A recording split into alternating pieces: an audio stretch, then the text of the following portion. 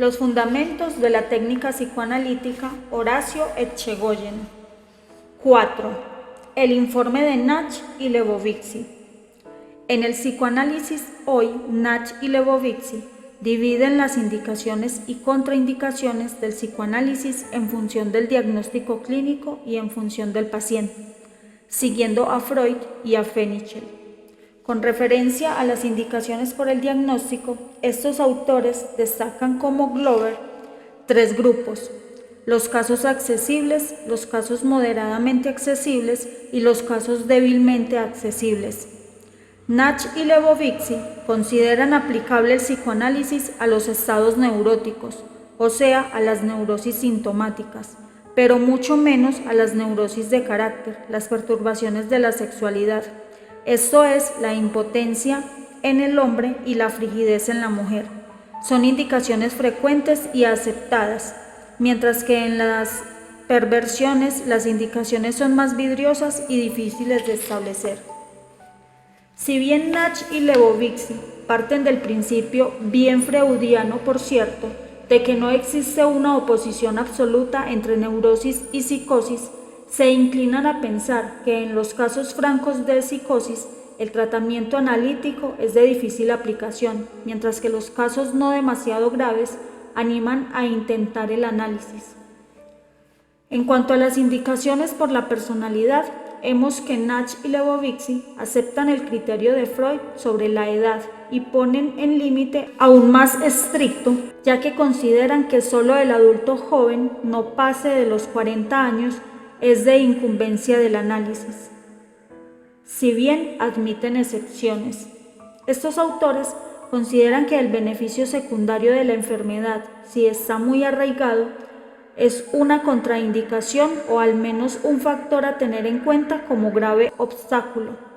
Asimismo, estudian detenidamente la fuerza del yo como un factor de primera importancia, en cuanto a que el narcisismo, el masoquismo en sus formas más primitivas, las tendencias homosexuales latentes que imprimen su sello al funcionamiento del yo y los casos con marcada facilidad para el paso del acto, acting out, son factores negativos que deben tenerse en cuenta, lo mismo que la debilidad mental, que pone un obstáculo a la plena comprensión de las interpretaciones.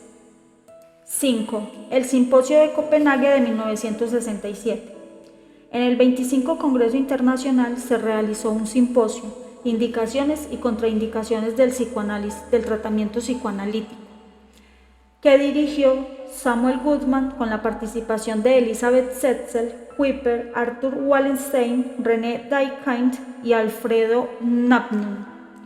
Si contrastamos el simposio de 1954 con este, veremos claramente que la tendencia a ampliar las indicaciones del psicoanálisis se revierte, se estrecha. Como dice Lamentani, hay primero un proceso de expansión y luego uno de retracción a partir de las circunspectas afirmaciones de Freud a comienzos del siglo. Lamentani considera que la tendencia a volver a pautas restringidas depende al menos parcialmente de los criterios más selectivos de los institutos del psicoanálisis para admitir a los candidatos, que fue imponiéndose en todo el mundo desde la época de la Segunda Guerra Mundial. Es evidente, concluye Lamentani, que en estos modelos más rigurosos está implícito el reconocimiento de que el tratamiento psicoanalítico no llega a resolver todos los problemas psicológicos. Junto a una mayor prudencia en los alcances del método, el Simposio de Copenhague destacó, entre otros, un factor importante, la motivación para el análisis, que aparece explícitamente en el trabajo de Kuiper, pero informa también los otros. El tema central de Copenhague es sin duda la analizabilidad que desarrolló con rigor Elisabeth Setzel. Por su importancia, nos ocuparemos de él en el próximo capítulo. Cuando Goodman abrió el simposio, expuso un criterio restrictivo en cuanto a las aplicaciones del psicoanálisis con un razonamiento que me parece un tanto circular. Dijo que el psicoanálisis como método consiste en el análisis de la neurosis de transferencia, de modo que si ésta no se desarrolla plenamente mal, se la podrá resolver con métodos analíticos y por tanto el psicoanálisis no será aplicable. Ahora bien, continúa Goodman, dado que las únicas enfermedades en que por definición se instaura una neurosis de transferencia son justamente las neurosis de transferencia, es decir, la histeria en sus dos formas de conversión y de angustia, y la neurosis obsesiva, con los correspondientes trastornos caracterológicos. Entonces, solo estas son indicaciones válidas. Es clara acá la petición de principios, porque lo que está en discusión es si los otros enfermos pueden desarrollar plenamente fenómenos de transferencia de acuerdo con la naturaleza de su enfermedad y de sus síntomas, y si esto puede resolverse en el análisis. Los pacientes psicoanalíticos fronterizos, perversos y adictos solo podrán analizarse, dice Goodman, cuando el curso del tratamiento permita el desarrollo de una neurosis de transferencia y cuando se descubran los conflictos neuróticos encubiertos en la conducta del paciente. Como veremos más adelante, la neurosis de transferencia debe entenderse como un concepto técnico que no implica necesariamente que los otros cuadros psicopatológicos no puedan desarrollar análogos fenómenos. Acabamos de ver que Stone admite para los cuadros severos una transferencia psicótica y muchísimo antes es un brillante trabajo de 1928 titulado Análisis de un caso de paranoia, delirio de celos. Ruth Brunwich habla concretamente de una psicosis de transferencia y muestra la forma de analizarla y resolverla. La experiencia clínica parece demostrar que cada paciente desarrolla una transferencia acorde con su padecimiento y su personalidad. En este sentido, conviene reservar el término de neurosis de transferencia para las neurosis mismas y no extenderlo a otras situaciones. 6. Algunas indicaciones especiales. Un tema de la mayor actualidad es la aplicación del psicoanálisis en las enfermedades orgánicas donde participan notoriamente los factores psíquicos y que se han dado en llamar con razón psicosomáticas. Convergen acá problemas teóricos y técnicos que conviene estudiar críticamente.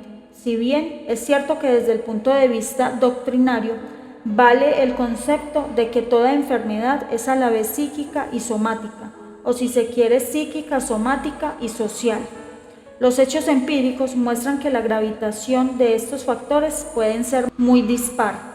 La indicación del psicoanálisis varía en primer lugar según la mayor participación de los factores psicológicos, en segundo lugar según la respuesta a los tratamientos médicos previamente efectuados y en tercer lugar según el tipo de enfermedad. La colitis ulcerosa, por ejemplo, aún en sus formas más graves, es una enfermedad que responde casi siempre satisfactoriamente al psicoanálisis, mientras que la obesidad esencial, la diabetes y las coronariopatías no ofrece por lo general una respuesta favorable. El asma bronquial y la hipertensión roja se benefician a veces, no siempre, del análisis, y menos la úlcera gastroduodenal. En los últimos años he visto regularizarse la presión arterial de pacientes que no consultaban por hipertensión sino por problemas neuróticos y a quienes los clínicos que les atendían dieron de alta en vista de su favorable evolución. Hay que tener siempre en cuenta que no todos los enfermos psicosomáticos tienen una respuesta similar al psicoanálisis, como tampoco la tienen los neuróticos. Además, hay enfermedades en que la psicogénesis puede ser relevante, pero una vez puesto en marcha el proceso patológico, ya no se lo puede detener con médicos psíquicos. Así, por ejemplo, hay muchos estudios que prueban convincentemente que el factor psicológico gravita en la aparición del cáncer, pero es harto improbable que una vez producido se lo pueda hacer retroceder removiendo los factores psicológicos que participaron en su aparición. Es posible, sin embargo, que el tratamiento analítico en algo pueda coadyuvar a una mejor evolución de esta enfermedad. De cualquier modo, habrá que compulsar en cada caso todos los factores mencionados y tal vez otros antes de decidirse por el psicoanálisis, y de hecho será aclarado al paciente que debe seguir con los tratamientos médicos pertinentes. En ningún caso esto es más notorio que en la obesidad.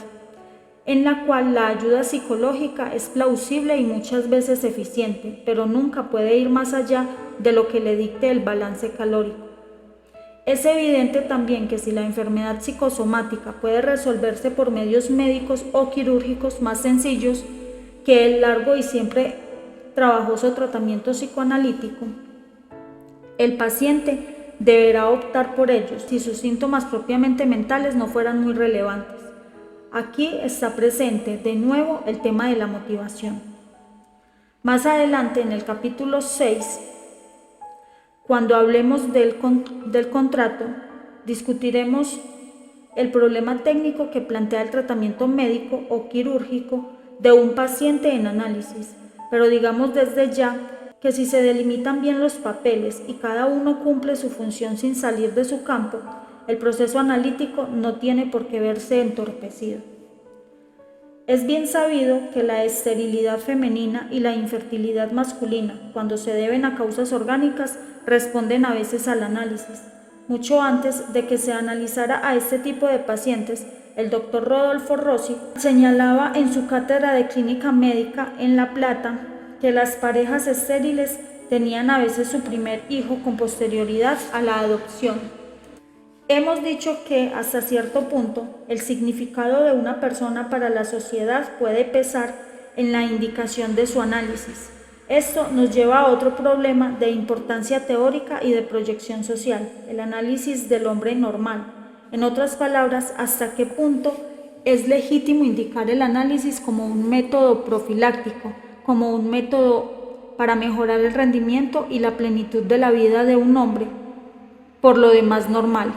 Si bien es cierto que en principio nadie apoya abiertamente este tipo de indicación, caben ciertas precisiones. El hombre normal es por de pronto una abstracción y la experiencia clínica demuestra convincentemente que presenta trastornos y problemas casi siempre importantes. Quien se analiza sin estar formalmente enfermo, como es el caso de muchos futuros analistas, en general no se arrepiente. En el curso del análisis llega a visualizar, a veces con asombro, los graves defectos de su personalidad ligados a conflictos y a resolverlos si es favorable en la marcha de la cura.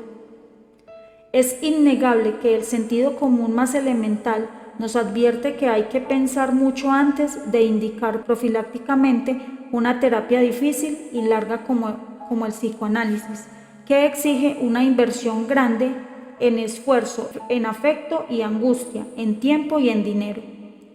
La persona que se analiza aprende un camino, toma una decisión. El análisis es casi una elección de vida por muchos años, pero esta elección vital abarca también la de querer analizarse y buscar la verdad, que si es auténtica, a la larga va a justificar la empresa. Donde más se plantea en la práctica este tipo de indicaciones es en el psicoanálisis de niños, porque allí la expectativa de vida es amplia y los problemas de desarrollo normal apenas se distinguen de la neurosis infantil.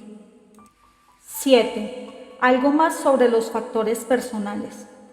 Hemos dicho ya reiteradamente que la indicación del psicoanálisis no debe hacerse solamente atendiendo al tipo y al grado de enfermedad del paciente, sino también a otros factores que son siempre de peso y a veces decisivos. Algunos de ellos dependen de la persona y otros que casi nunca se tienen en cuenta de su entorno. Ya hemos considerado el valor social de la persona como criterio de indicación. Quien ocupa un lugar significativo en la sociedad justifica si está enfermo, el alto esfuerzo del análisis.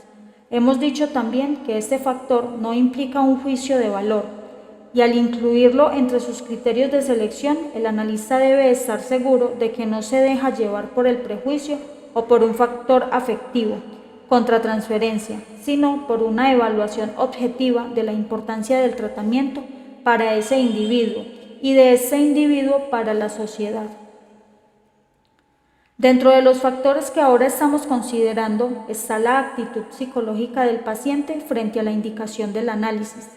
Es algo que ya tenía en cuenta el trabajo de Freud en 1904 y que también señalan como fundamental los autores actuales. Nürnberg Describió hace muchos años que todo paciente trae al tratamiento deseos neuróticos y no solo deseos realistas de curación. Y desde luego, la resultante de ambos mostrará los aspectos sanos y enfermos que habrán de desarrollarse como neurosis de transferencia y alianza terapéutica. A veces los deseos neuróticos o psicóticos de curación pueden configurar de entrada una situación muy difícil y conducir inclusive a lo que Bion ha descrito en 1963 como reversión de la perspectiva. Lo que aquí estamos considerando, sin embargo, está más allá de los deseos de curación que tenga una persona y que al fin y al cabo el análisis puede modificar. Es algo propio y previo de cada uno. El deseo de embarcarse en una empresa cuya única oferta es la búsqueda de la verdad.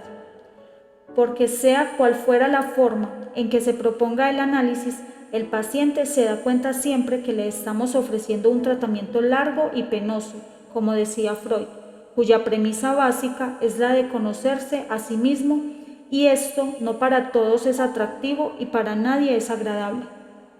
Desde esta perspectiva, me atrevería a decir que hay una vocación para el análisis, como la hay para otras tareas de la vida. Freud prefería los casos que venían espontáneamente, porque nadie puede tratarse a partir del deseo del otro. Si bien las expresiones manifiestas del paciente son siempre equívocas y solo con la marcha misma del análisis se podrán evaluar, la actitud mental profunda frente a la verdad y al conocimiento de sí mismo influye notoriamente en el desarrollo del tratamiento psicoanalítico. A esto se refiere sin duda Bion cuando habla de la función psicoanalítica de la personalidad. El factor que estamos estudiando es difícil de detectar y evaluar de entrada, porque un enfermo que pareció venir al tratamiento en forma espontánea y muy resuelta puede revelarnos después que no era así y viceversa. Alguien puede acercarse pretextando un consejo o una exigencia familiar y sin embargo tener un deseo auténtico. A veces, por último, la falta de espontaneidad, de autenticidad, está engarzada en la patología misma del paciente, como es el caso de las As-If Personality de Helen Deutsch. Y entonces, es parte de nuestra tarea analizarla y resolverla en la medida que nos sea posible.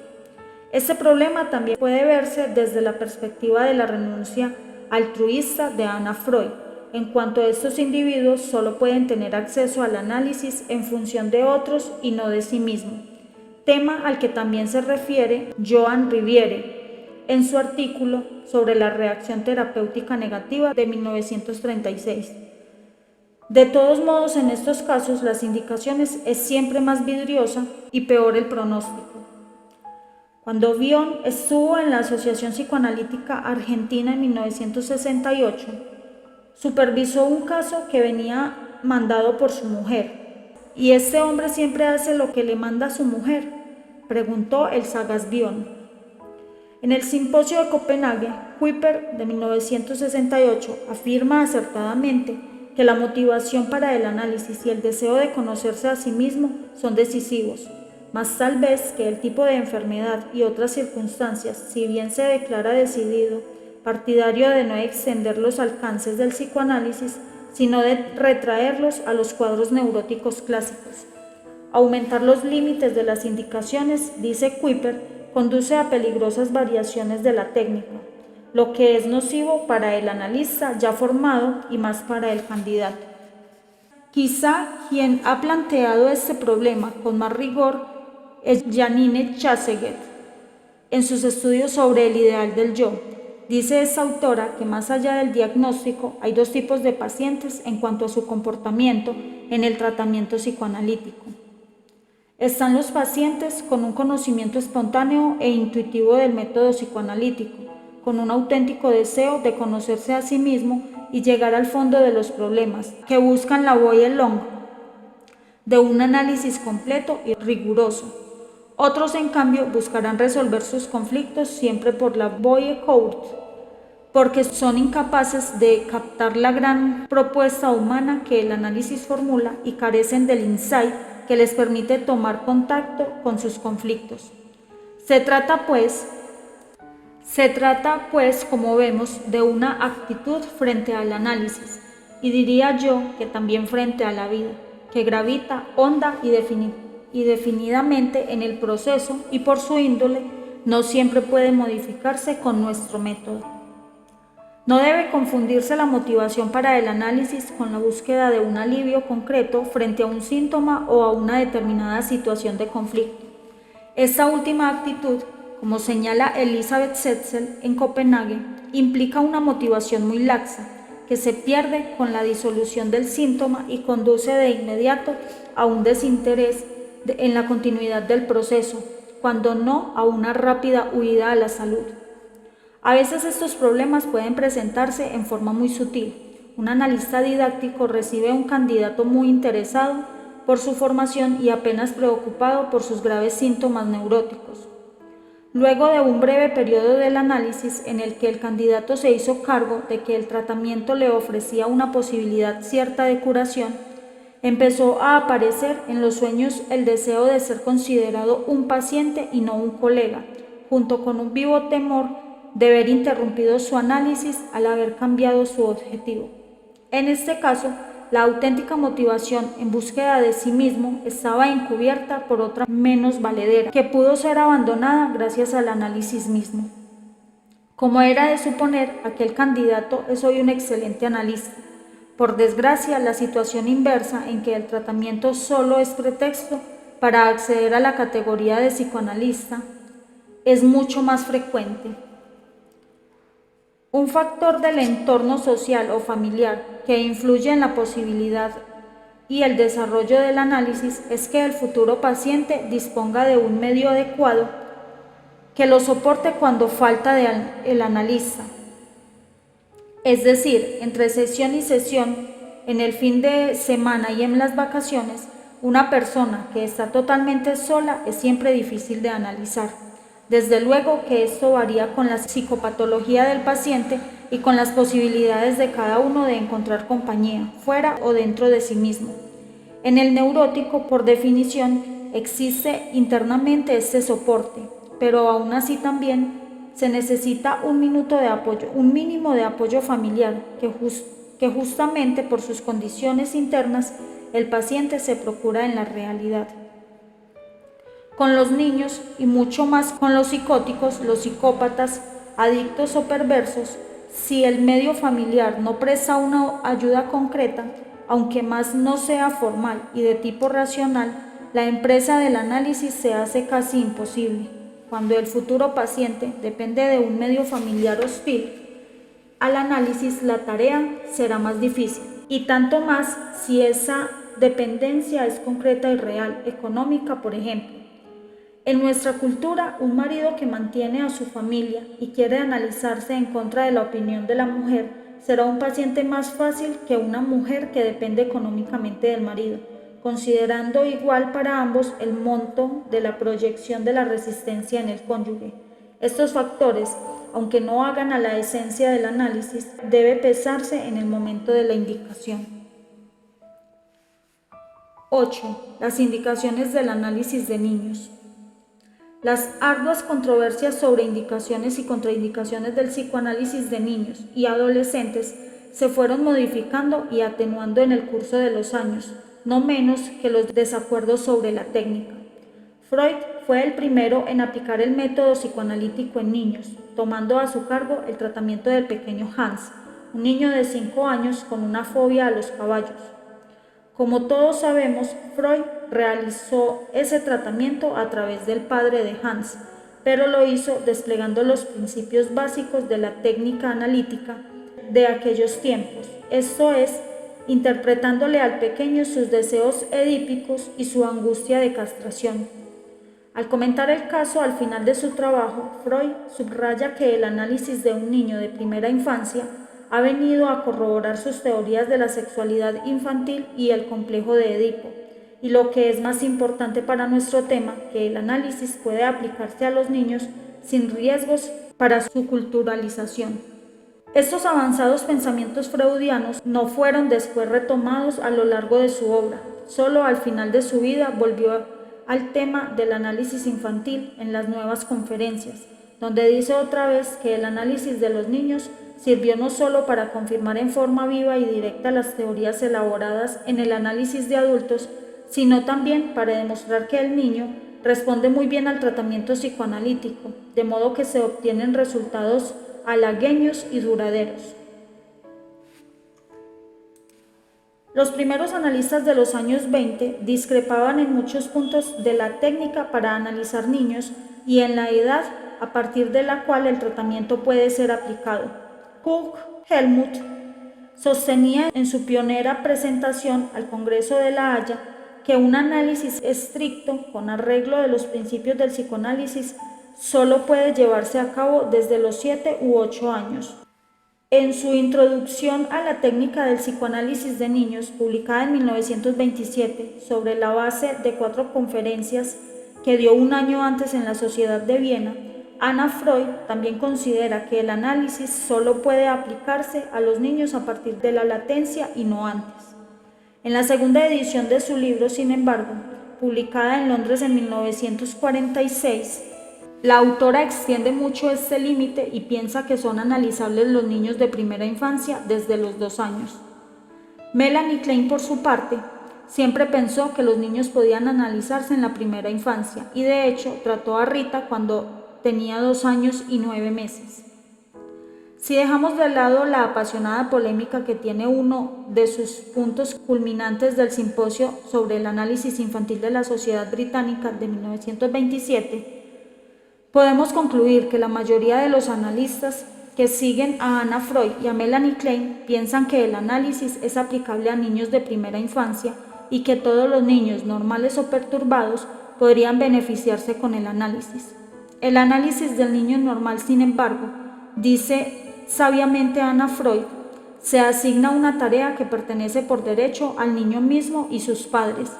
En cuanto al límite de edad, Anna Freud señala con toda razón en el capítulo 6 recién citado que si el niño ha desarrollado síntomas neuróticos es porque su yo se ha opuesto a los impulsos del ello, y esto permite suponer que estará dispuesto a recibir ayuda para triunfar en su lucha.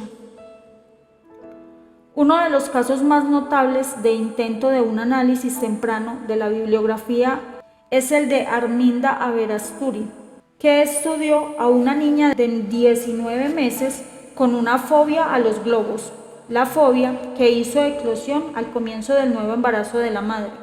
Fue evolucionando significativamente hasta transformarse en una fobia a los ruidos de cosas que explotaban o estallan.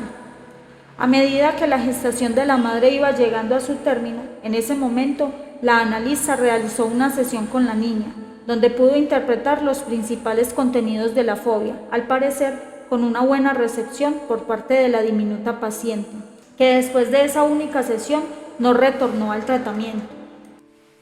También parece haber terminado la polémica sobre el alcance del psicoanálisis de niños, que parece aplicable tanto en las neurosis infantiles como a los trastornos no neuróticos, trastornos del carácter y la conducta, niños fronterizos y psicóticos.